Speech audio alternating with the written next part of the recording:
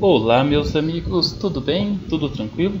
Estou aqui para mais uma aula de geografia e também de conhecimentos gerais. Nessa aula nós vamos entender a ciência geográfica. O meu nome é Ebert, tá? E espero contar com todos vocês. Vamos lá. Primeiro, qual que é o objetivo geral dessa aula? Bom, nessa aula nós temos como objetivo entender e compreender o que é a geografia, suas escolas teóricas, seu campo de estudo e a sua evolução no espaço e na história. Tá. Bom, então qual que é a importância da geografia? Nessas imagens vocês podem estar percebendo que teve toda uma evolução na história, né? E nós podemos perceber até onde essa evolução chegou. Vamos ver de maneira mais teórica então. Ao longo do tempo, o ser humano criou a necessidade de entender melhor o espaço que o cercava para o desenvolvimento das mais diferentes atividades: a caça, a pesca, a coleta, a agricultura, o comércio, entre tantas outras atividades. Então essas muitas atividades eram necessárias para que o homem pudesse sobreviver. Da observação desse espaço, e depois da observação dos espaços mais amplos, começou a se formar o que nós conhecemos hoje como conhecimento geográfico. Então o homem foi evoluindo. No início ele era nômade, mas ele tinha necessidade de sobreviver. E a sobrevivência precisava ter um conhecimento, o conhecimento do espaço. Esse conhecimento geográfico, olha só, o homem ele passou a se apropriar do espaço de uma maneira mais consciente. Essa apropriação evoluiu para o conhecimento científico, entendeu? Esse conhecimento evoluiu para os mecanismos de controle da natureza. Esses mecanismos de controle da natureza evoluiu para as atividades do dia a dia e o homem foi evoluindo. Então, essa imagem que vocês estão percebendo mostra o controle, a pirâmide de evolução do homem, até nós chegarmos nos dias atuais. Esse conhecimento científico, que foi oriundo do primeiro conhecimento do espaço, gerou todo o conforto, toda a evolução tecnológica que nós temos hoje. Então é impossível você entender a evolução da geografia como ciência humana sem entender a necessidade do homem de evoluir, entendeu? Em sociedade. Então, como que nasce a geografia? A geografia ela nasce com o objetivo de estudar e compreender a ação das sociedades humanas e dos elementos naturais sob a superfície do nosso planeta, que alteram constantemente sua configuração original, moldada ao longo de bilhões de anos. A natureza, o nosso planeta, ele foi moldado ao longo de bilhões de anos. O homem, numa questão assim muito rápida, ele consegue mudar tudo isso. Ele consegue montar uma estrutura social, criar cidades, prédios, mudar o curso de rios, na verdade, construir automóveis, tudo isso para a sua própria necessidade. Pessoal, agora nós vamos entender as escolas geográficas. Nós precisamos considerar que a geografia, como conhecimento, né, ela ao longo do tempo ela foi evoluindo. E para isso várias pessoas foram estudando e montando teorias. E essas teorias que nós vamos estudar, tá? Eu separei algumas muito interessantes para nós. Bom, primeiro nós precisamos entender quem foram os primeiros a dar sentido a essa ciência. Então, os primeiros a dar sentido a essa ciência e a entender ela como ciência propriamente dita foram os gregos. Os gregos, há cerca de 500 anos, né, antes de Cristo, no século VI antes de Cristo, eles já estudavam a geografia. Eles foram os primeiros, né, a conseguir nomes para os planetas. Eles foram os primeiros para conseguir a definição de longitude, de latitude, de conhecimento geográfico. E os gregos, eles tiveram toda uma estrutura muito interessante, porque eles observavam muito a natureza, né? Eles criaram conhecimento filosófico, sociológico, matemático e assim por diante. Agora vamos entender por que isso acontece. Olha só, O fato de a Grécia estar localizada em uma posição privilegiada, na extremidade da Europa, às margens da Ásia e face a face com o norte da África, né, entre os mares Mediterrâneo e Negro, e bem próximo também do Mar Egeu, do Mar de Mármara, né, fez desse país a ponte para o estabelecimento de contatos entre o Ocidente e o Oriente, levando os gregos a entrar em contato com diversas culturas e assimilá-las. Se vocês observarem nesse mapa aqui, ó, olha a Grécia, né? A Grécia fica no Mar Mediterrâneo, fica próximo do Mar de Creta, do Mar Egeu, próximo da Turquia, região do Oriente Médio, tá? Próximo da Bulgária, Macedônia, Albânia, próximo da Itália. Nessa época tinha uma concorrência muito grande, não existia a Itália ainda, né? Era o reino de Roma nessa época. Então, a Grécia acabava assimilando tudo isso. Outro contexto também que a gente tem que levar em consideração, né, além dos aspectos geográficos, tem o fato de a Grécia estar localizada em uma área de intensa atividade mercantil e escravista, propiciando ainda mais o intercâmbio de conhecimento. Então, toda essa região aqui de mares, né, era bastante povoada por mercadores.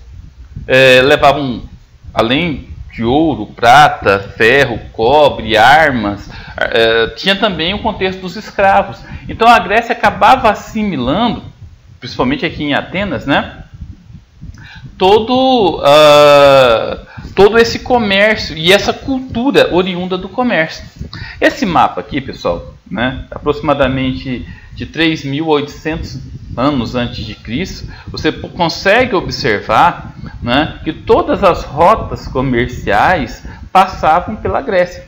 Tanto os que vinham do Egito, né, que ia para o Chipre e pela Fenícia, a região do Oriente Médio, aquela região de Troia, a região da Trácia antiga, a região da Sicília, da Península Itálica, toda essa região aqui que depois passou a ser dominada por Roma e assim por diante. Nesse outro mapa, a gente pode perceber o seguinte, olha aqui a Grécia, ó, tá vendo?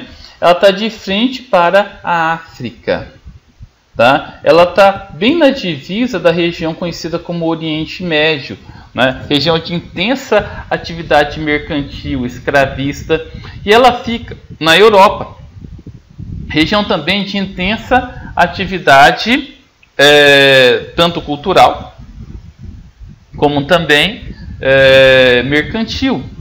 Esse mapa aqui mais detalhado mostra o polo, né, Atenas, que é a região da Grécia que teve a maior evolução filosófica, sociológica, matemática, física da história. Então os gregos eles acabaram se destacando no conhecimento da geografia por todos esses fatores. Bom, a primeira escola, o determinismo geográfico, ela parte do pressuposto que o meio influencia o homem, né? Ela passou a ser conhecida como história no século XIX pelos alemães. Mas nós vamos perceber que a ideia do determinismo geográfico ela vem há bastante tempo. Heródoto, né, no século IV a.C., também é considerado o pai da história, é considerado um dos grandes precursores do determinismo geográfico. Olha a imagem dele aí, né? Hipócrates, também conhecido como o pai da medicina, um grande estudioso das ervas, elevou o determinismo ao topo da sua obra. Ele escreveu um livro, né, uma obra, chamada Dos Ares, das Águas e dos Lugares. Interessante que nas obras de Hipócrates, né, ele fala muito sobre a questão do homem como influência do meio. Olha só, nessa obra de Hipócrates, ele já detalhava as pessoas, né? Tipo assim, os homens das terras mais altas, das montanhas, dos planaltos, né? Essas terras eram mais úmidas, eram açoitadas pelo vento. Então os homens eles tinham uma estatura maior, eram bravos e eram de temperamento gentil. E eram mais sociáveis, era fácil de lidar com eles, né? Já os habitantes das planícies, os homens das regiões mais planas, né, influenciados pelas formas mais leves, mais descobertas e com escassez de água, e com bruscas variações térmicas, seriam rudes, nervosos, indóceis, arrogantes e mais louros do que morenos. Ou seja, Hipócrates já definia o meio sobre o homem. O sociólogo inglês Henry Buckley, do século XIX, o geógrafo brasileiro Silvio Romero, né, que escreveu o livro A História de Buckley e o Atraso do Povo Brasileiro. Aliás, a propósito, eu vou até colocar algo a mais, né? Além das histórias geográficas, você consegue ver restício do determinismo na literatura. Quem conhece o Cortiço vai perceber que o determinismo é muito colocado no século XIX, começo do século XX, como determinante para que o povo brasileiro fosse mais atrasado em relação ao povo europeu, né? E aqui eu também cito o francês Hippolyte Taine, que partia da ideia que explicar um autor tem que se levar em consideração a raça, o meio e as condições geográficas, né? Senão você não consegue entender o seu autor. Esse camarada que vocês estão vendo aí é Friedrich Hatzel. Hatzel, ele é o maior expoente do determinismo geográfico. Então, é através de Hatzel, né? Ele é o precursor da escola alemã. É através de Hatzel que o determinismo começa a ganhar grande repercussão internacional. Bom, vamos entender um pouquinho a escola alemã. Hatzel viu o ser humano como produto final de sua evolução, ou seja, ele sofreu uma influência muito grande de Charles Darwin, né, da escola darwinista, né, cuja forma preponderante manifesta-se pela seleção natural dos diferentes tipos de acordo com a sua capacidade de se adaptar ao meio natural. Ele é considerado o precursor da geopolítica alemã. Então, nas ideias de Hatzel, né, os povos próximos à região tropical, os povos africanos, os latinos, né, nós brasileiros e os demais latinos próximos da linha do Equador, né, esses povos eles são mais atrasados porque ficam numa região desprivilegiada. O povo alemão, o povo europeu, eles são mais adiantados porque fica numa região mais propícia geograficamente para essa evolução. Outros ícones alemães, né, outros estudiosos, né, foram Karl Ritter, autor do livro A Ciência da Terra, e Alexander von Humboldt. Alexander von Humboldt, além de geógrafo, né, ele estudava muito geologia, meteorologia e oceanografia. E ele também é um dos grandes precursores do determinismo.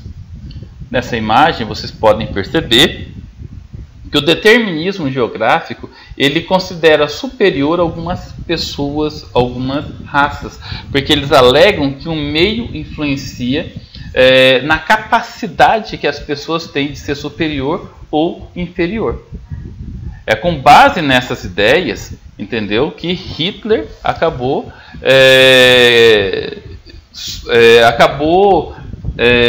utilizando a teoria do espaço vital, que é uma evolução do determinismo geográfico, né, para a Segunda Guerra Mundial. Tá? Então, vamos observar aqui nessa imagem. Vocês podem observar que o meio do mapa, as regiões tropicais, né, estão mais coloridas. Né? Essa região, o povo é mais desprivilegiado. Isso acabou favorecendo a dominação desses povos pelos europeus, de acordo com essa teoria. Outra escola que surgiu, pessoal, foi a escola francesa. A escola francesa, ela surge em oposição ao determinismo geográfico. A escola francesa, de certa forma, né, ela praticava o que nós chamamos na geografia de dualismo filosófico. Né? Ela era contra essa ideia determinista. E o principal precursor da escola francesa é Paul Vital de Labrache. Né? Labrache, ele acredita o seguinte, olha só. De acordo com essa teoria, por mais que o meio físico possa influenciar o homem, a sua capacidade de desenvolvimento de tecnologia e de ciência pode alternar o meio independente da posição geográfica.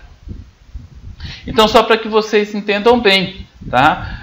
O homem ele não é tipificado pelo meio, muito pelo contrário. Se ele tiver acesso à tecnologia, se ele tiver acesso aos meios científicos, ele tem plena capacidade da sua evolução.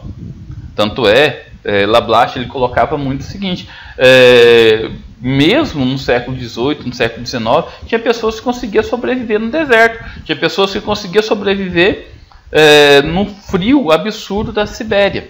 Por que isso? Porque o homem conseguia formular técnicas. Tá? Se você pegar uma pessoa que vinha da África, que vinha da América do Sul, e colocar em acesso à tecnologia, assim, uma escola francesa, por exemplo, o caso de Santos Dumont, entendeu? Ele tendo acesso ao conhecimento, ele pode evoluir tanto quanto qualquer um outro. Tá? Pessoal, eu vou parar por aqui. Na próxima aula a gente vai tratar um pouco sobre a geopolítica mundial. Ok? Fiquem com Deus e até a próxima.